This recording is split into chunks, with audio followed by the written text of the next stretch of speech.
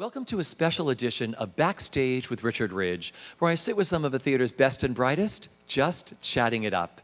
SAG Foundation and BroadwayWorld have partnered for a filmed Conversations Q&A series celebrating the vibrant theater community in New York City and the union actors who aspire to have a career on both stage and screen.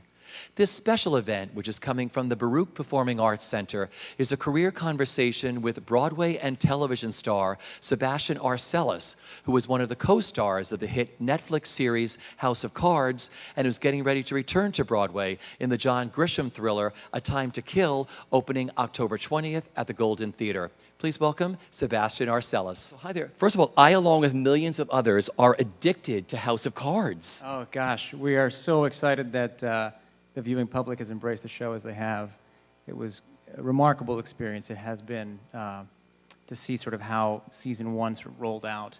And this last year and a half has been a truly remarkable and it's been a dream professionally. So I'm thrilled to be a part of the show, and we're working hard at season two now, so I think you'll all be excited about where it's headed. So take me back to the beginning. How were you cast? You know, it was... Actually, it turned out to be a few-month process. A year and a half ago, in December, I went in originally for a different character. Actually, I ended up auditioning for 3 separate characters on the show. Julie Schubert's office brought me in. She was working alongside Lorraine Mayfield. And the minute I read the script, I said, this is going to be something special. And of course, when you see that David Fincher is at the helm, and of course, Kevin Spacey, and Robin Wright and Beau Willimon, and the list goes on, you know that you're in for something truly, awe-inspiring. Anyway, I read the script, and I thought it was just delicious. Yeah, that's the word. It was just yummy. These are all food analogies. Anyway. Well, he's a brilliant writer. Oh, Beau is an amazing writer. For those of you who have seen the show, he also, of course, wrote Farragut North, which then he made into the film. Starring Ryan Gosling. And anyway, I went in for this particular character who I did not obviously get cast in. And I went in for a few rounds of that. Got towards the end there, and then got the call to come in for 2 separate characters sort of in the same week. A couple of months later, I thought once they cast the gentleman who's playing that role that I did not get. Can you tell us the role? Yeah, it's going to be funny, though, now. I mean, yeah, I went in originally for Doug Stamper, which makes very little sense for those of you who have seen the show, who's the chief of staff for Kevin Spacey. And so when they cast Michael, who is literally just perfect in that role, I thought it was over, But the irony is, when I read the script originally, though I was thrilled to go in for Doug, it was Lucas that I said, that's actually instinctively the character that I would have thought I would be most appropriate for. And lo and behold, I did audition for that, and went in a couple more times for Lucas, and they brought me back in to do a chemistry test with Kate, Mara, and the rest is. It's history. Well, I wasn't going to use that word. I know. I caught myself. I got It's a caught. good word, though. It's a good word. I got caught. Yeah. And then, so it's funny how instinctive reactions to things lead, sort of come around. Originally, I did really instinctively think that Lucas was the role that I think I was most appropriate for, and as it turned out, I ended up getting cast. So. But they never auditioned you originally for that role, did they? It was the last role that I auditioned for. Interesting. Yeah. So it was Stamper. I ended up auditioning for Remy Danton, interestingly as well, which, if you've seen the show, also makes little sense. And then when I got to audition for Lucas, it just sort of fit. And Julie was really a champion. She coached me through. For those of you who have auditioned for Julie Schubert, she really is a remarkable casting director that really takes all the worry and the nerves out of the system and just focuses on the work and makes it a work session, really. And so she really coached me through it, and we got some notes from David. Well, funny story, actually. Before my final audition, one of the scenes, of course, was with Kate, and I had to be fairly charming with her and such. And the one note that came down the pike from David was, smile less. Which, of course, if you know David, makes sense. And I was like, well, now how am I going to be charming and yet not rely on that smile? Anyway, so we found our way, but it was a great note to get from someone that you admire so much, to hear, oh yeah, of course, we're not doing a rom-com, we're doing a David Fincher political thriller. You know, one of the many, many reasons why David Fincher and Beau Willimon and, of course, Kevin are so brilliant is that they know. Like, they know what they want, and they're the smartest guys in the room. And so when it comes down to casting, and I don't want to speak for them, obviously, but they can really pinpoint, and I think part of the reason why the show works so wonderfully is that they really pinpoint authenticity. And they can strip away all the extra stuff and find the most direct route or solution to a problem. Not that casting is a problem, but, you know, and we can get into this later, but the reality is, in another life of mine, I might very well have been a newspaper editor or a politician or somehow involved in that world, because for a long time, I was in that world. I worked on a political campaign when I was in college. I worked for international business firms, and I studied political science in college and really soaked up that world. And there was a moment where I wanted to be a writer or a journalist. It's all part of sort of my DNA in there somewhere. So Sure. when it came time to, let me put it this way, in a perfect world, 10 years ago, I was like, gosh, if I could just be in the West Wing, it would put together all of my personal interests and my professional interests into one, and wouldn't that just be a beautiful package? Of course, that didn't happen. But I did end up getting cast in the anti-West Wing. Tonally entirely different, but still of that world. And it's just funny for me and truly invigorating to be in a position where I can be part of a show that's not only remarkably written and put together and historic in some sense, in many senses, but also that happens to be about the very things that I love. Now, not, power and intrigue and Well, you love those too. I think we all do. Any number of really bad things. But yeah, that world, which just is a part of me. I go down to D.C. My wife and I always comment on D.C. as being this sort of awe-inspiring city. It was designed to, create awe amongst its visitors, a tidbit that I know from the West Wing. And so it holds a special place for me that it's really lovely to be able to engage in the show. Well, talk about the role, what makes him so interesting to play, and how he's grown for you. Oh, yeah. Well, part of the reason why I think I responded to him initially, besides the fact that I think his description in the original script was something like Lucas Goodwin, a mid-30s, frumpy, if appealing, newspaper editor, or if attractive, I don't know the exact words. But part of the reason why I love him is that he's good, inherently. And not that there aren't nuggets of goodness in each of the characters, but the tone of our show is inherently dark, and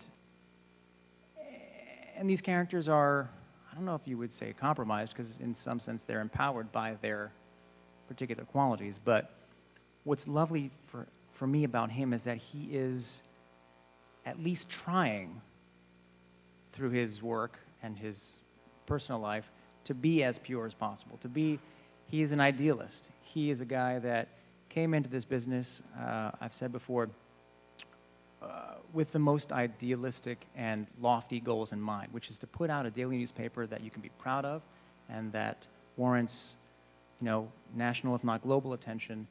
And, the kind of guy that probably got into journalism because he saw or read All the President's Men or, Gay Talese, The Kingdom of the Power about the New York Times, and really inherently wants to strive to make something special. I want to go back to the beginning of growing up. Oh, boy. Your lineage. Tell me about your lineage. It sounds like an episode, it sounds like a series on HBO. Yeah. The Romanovs. Tell me. Yeah, oh, yeah. Yeah. Or mutt. I'll be a mutt. Yeah, I'm a mutt. I grew up in a very interesting and unorthodox family. I'm Uruguayan. On my father's side, I'm of Uruguayan descent. On my mother's side, Italian and Russian. And there's a whole lot of other things mixed up in there. So I grew up speaking Spanish, understanding Italian, and generally eating dinner about 4 hours later than the rest of my American friends. So, yeah, I grew up on Long Island, in Port Washington, and gosh, where do I start? My mother, hi Ma, my mother married 2 Uruguayan men. Most people don't know 2 Uruguayan men. My mother managed to marry 2 Uruguayan men. Arcelus is Basque, actually, so northern Spanish.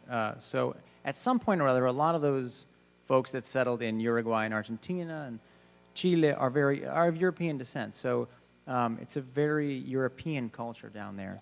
And on my mom's side, do you mind if I get into it, Mama? All right. On my mom's side, her mother, my grandmother, was the last born Romanov princess of Russia. So my great-grandmother, her mother, was the Princess of Montenegro. Her father was King Peter of Serbia. She married the second cousin to Tsar Nicholas and lived and settled in St. Petersburg. So we have access to a very special and very personal account of the Russian Revolution and thereafter from her perspective. Did you have creative outlets growing up? Did you want to growing up? Yeah, you know, it's funny. A lot. Yes, I never thought of myself as having a career as an actor. You know, I was a ham for sure, as so many of us actors are, fellow brethren. You know, I did little shows at the house and Snoopy shows and God knows what else, and I sang in the choirs and I did all the school plays, but I never really studied theater until like late high school and college. What I found, as so many of us do, is that I could make people laugh. I could make my family laugh, really, not other people. They found me less interesting. And it wasn't like I really, I think anyway, I don't think that I loved sort of the attention per se. I mean, we all do to a certain degree, but it wasn't the fact that it made me feel good to make people laugh. It was that it made them feel good, you know? And so I think in our family anyway, I settled into a role which was sort of the funny one and the showy one and the one that was dramatic, as it were. You made your Broadway debut as Roger in the musical Rent. Yeah. And yeah. Thanks. There's nothing like the Broadway debut. No. What was that whole experience like for you? And do you remember your first performance on stage that night? Absolutely. In fact, first I was a swing in the show for 8 months before taking over the role of Roger. So my actual Broadway debut was as Gordon. I had gotten cast, you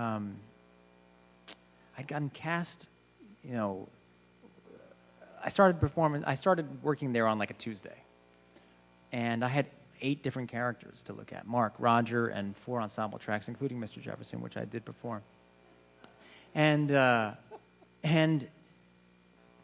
luckily I was conscientious, you know, and a good student, so I knew how to sort of approach that. And luckily, Gordon was the first role that I focused on because the gentleman who played Gordon got strep throat, and the other cover for him had to go on for Roger. And so I was on stage within, like, I don't know, 5 days. And Gordon starts, all the characters in Rent start the show, you know, in different, like, situated all throughout the stage, right? And we're all wearing 5 different layers of clothing. My mother, I told her that I was coming in. She came to the show that night. She raced from Long Island to come see the show, got there just in time for curtain, was standing in the back. And she said that from the back of the theater, she could see my jacket, my heart just pumping. It was literally like this. This is not a joke.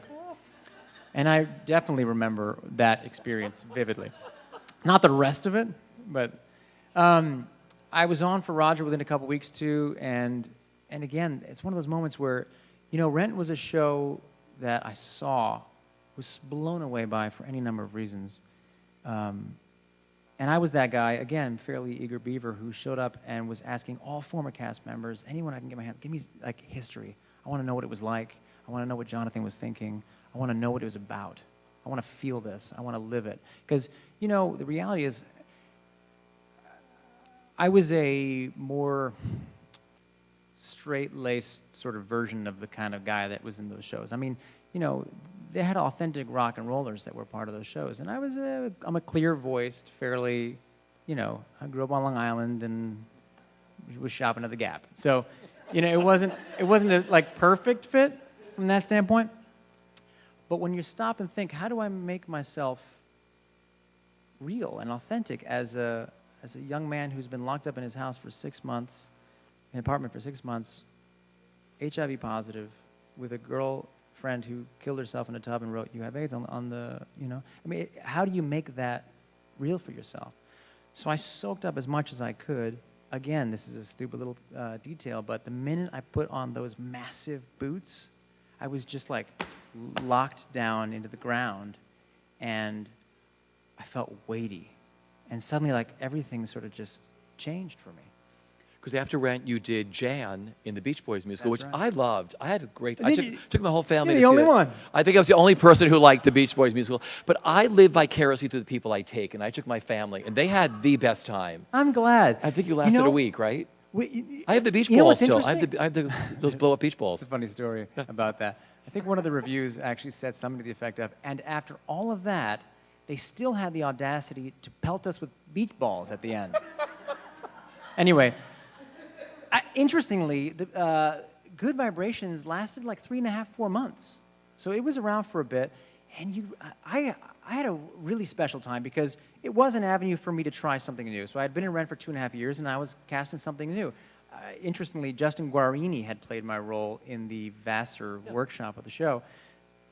He was busy, and or knew Knew something. what to expect. Yeah, and I'll tell you, I loved singing that music. It is just remarkable, and to this day, I wonder what I mean, the Beach Boys story themselves. I wonder if they had done something, you know, Jersey Boys-esque about it, and what story that would have unearthed with that amazing sort of pulsing music and the story of the real band. But, you know, speaking of family, I mean, I still see that cast around, and we have a little bond because we were part of something, and we tried to make it work, and we tried to put something happy and fun out there, but it just didn't work. It was a jukebox musical, obviously, that tried to follow the mold of a Mamma Mia, and just it missed. You then went on to play the role of Fiyero. Yeah. In the first national tour, you started in the first national tour, Wicked, right? That's right. Well, I replaced Derek Williams in the first national, yeah. Okay. And then you went to the Broadway production. That's right.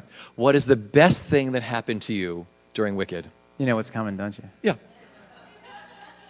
I married my wife. I met and fell in love with Stephanie J. Block, and she was green at the time. And by that, I don't mean inexperienced. She was the heart and soul of that show for so many years. And you know, it's funny, life is funny. You know, I was hesitant to go on the road. Some part of me just didn't want to leave New York, but I did. I was excited to be a part of something that special that had created, it was a phenomenon, you know? And I went on the road, and I met Steph, and had a great time, you know, traveling the country. It's difficult to be on tour. You know, you wake up in different cities and different conditions, and it's a grueling road. And then I was able to come back in to do the show in New York, and thankfully Steph was able to join me after a while there, and after she had done the Pirate Queen, and then we got married. And we had a wedding outside of that, but officially we got married down at City Hall, and literally just strode right on up to our Broadway show and worked that night together. I love that story. Yeah.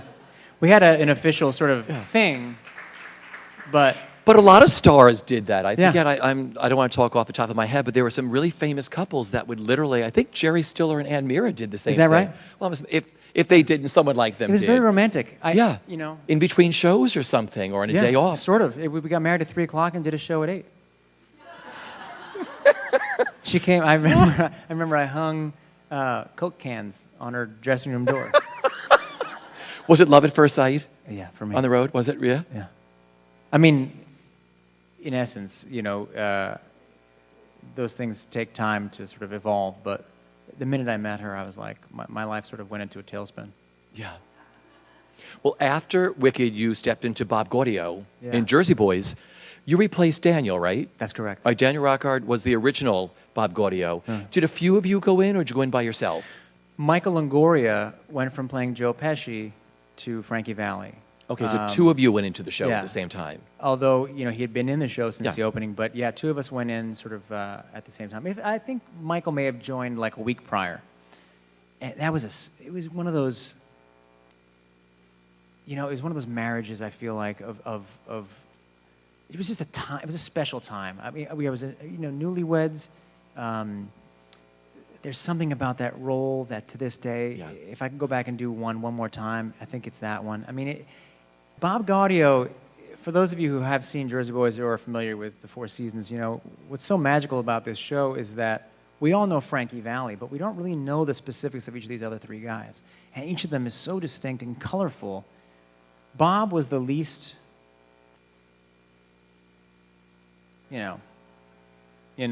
of those guys. The most sort of sober, businesslike, Yeah.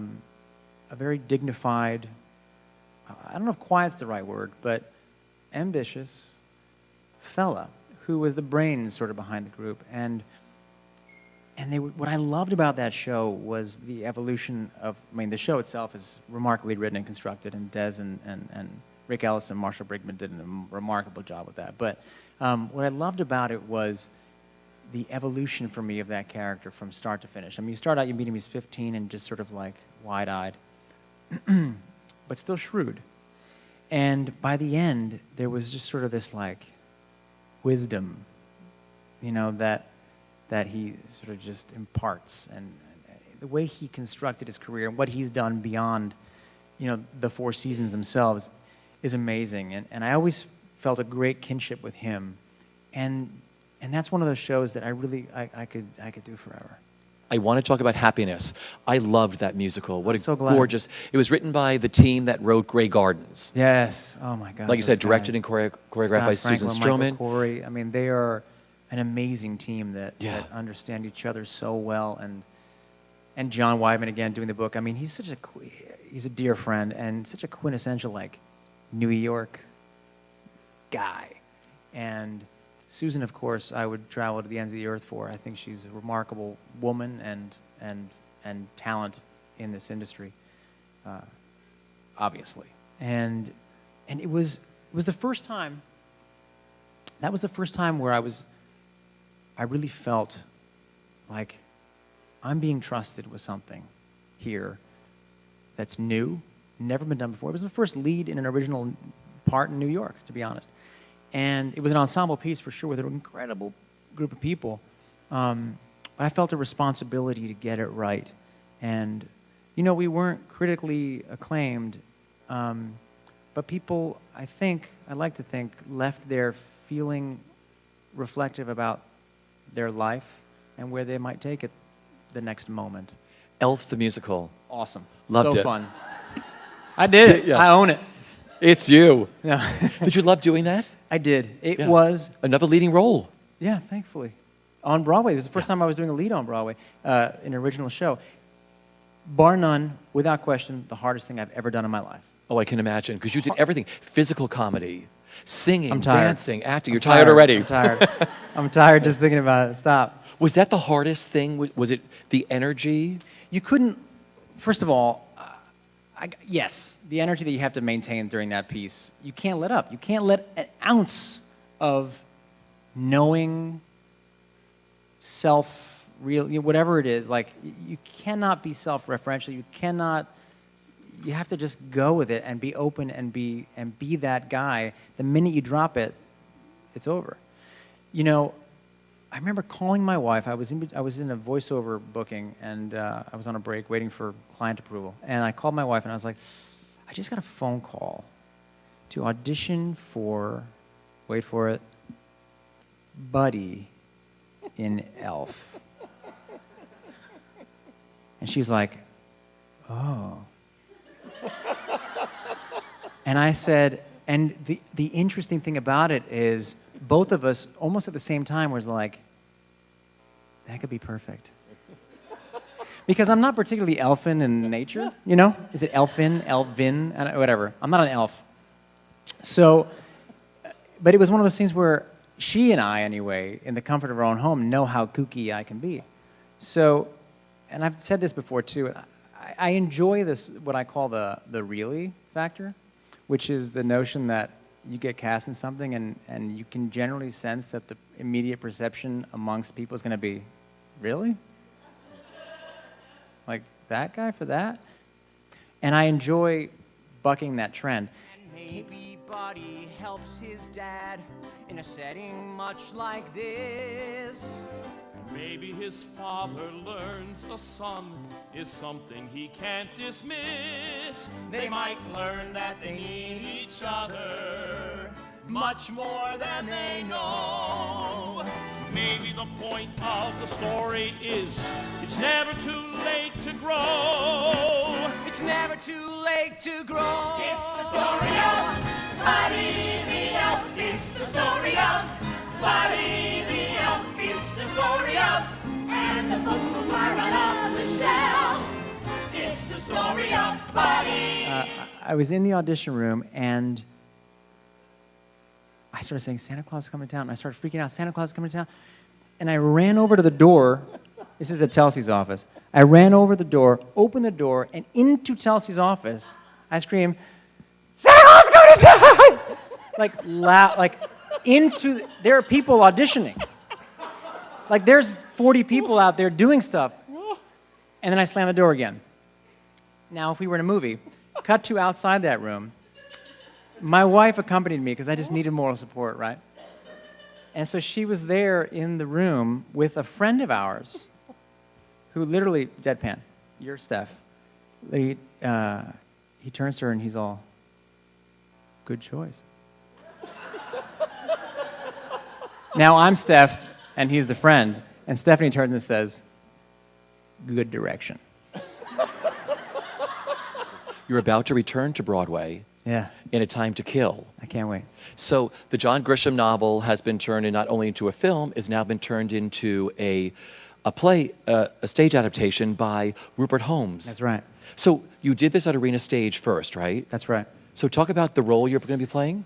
Yeah, well, I'm playing the role of Jake Brigance, who is the lawyer. Well, the story of A Time to Kill, for those of you who don't know, is John Grisham's first novel that he wrote while a lawyer. I think the story is that he walked into an arraignment where he heard about a young black girl who was raped by two white men. And those guys were convicted, but he then took that awful experience, the thought of that experience, and took it one step further, as it were, and said, what would happen if the father of that young girl, took matters into his own hands? And so in the book, he shoots those two men while they're being, at their sentencing hearing. And then the book happens over the course of the murder trial for the father. And so Jake Brigance is his sort of young, white street lawyer, the kind of guy who is not part of the big firm across the way that does insurance companies and banks and whatnot, but usually does the kind of jobs where he doesn't get paid or gets paid very little, but he's trusted in town. The kind of guy who thinks that he's more a part of the community than he may be. And anyway, so it was made into a movie, of course, and it's interesting the route now that that we're making a stage adaptation of it. It's John Grisham's first novel to be made for the stage, and Rupert Holmes has created this wonderful adaptation that has taken all the best elements of the book, actually expanded on some of them in ways that have even made John Grisham say, "Now, why didn't I think of that?" And we did this wonderful workshop sort of run of the piece out of town in Arena 2 years ago. And, you know, it's not often in our business where we get to revisit a role that we did when it gets to the later stages. And by some good fortune, I'm able to rejoin the company and carry forth that part to the next stage of the show's development. And I can't wait. I mean, she's Darryl Roth. She's one of the greatest producers that we have. Remember that guy you got off in your first murder trial? Lester Haley, sure. Remember his brother, Carl Lee? Well, sure, I know all the Haleys. Represented most of them. Well, the girl they raped was Carl Lee's daughter. Oh, Jesus. Well, I thought he only had... How old was the girl they raped? 10. 10. I want to talk about your film, which I'm dying to see. I saw the trailer. The Last Day of August, he stars in and also co-produced. Yeah. New indie film. Yeah. How did that all come about? You know, in this day and age, of course, young artists want to create new content. They want to get their work out there. They want to be a part of something special. And sometimes, in the absence of an actual, quote-unquote, legitimate opportunity, you create something in that vacuum for yourself, for the world, for your friends, whatever it may be. I have two very dear friends of mine from college, Michael Izquierdo and Craig DeFalco. Michael went to graduate acting at NYU, and Craig went to Columbia Film School as a writer and producer. And we've worked together for many years on a number of small projects, shorts, this and that. I called my friends in December 2 years ago, and I said, literally, I miss being smart. I miss making something special that we have the power to. We're all doing our careers independently, but we have the power to create something collectively. Let's do it. So we threw out some ideas, and a month and a half later, Craig, the writer, came back with his wife, Sarah Rempe, and they had like the bones of a script. You sure you're up for this? Yeah.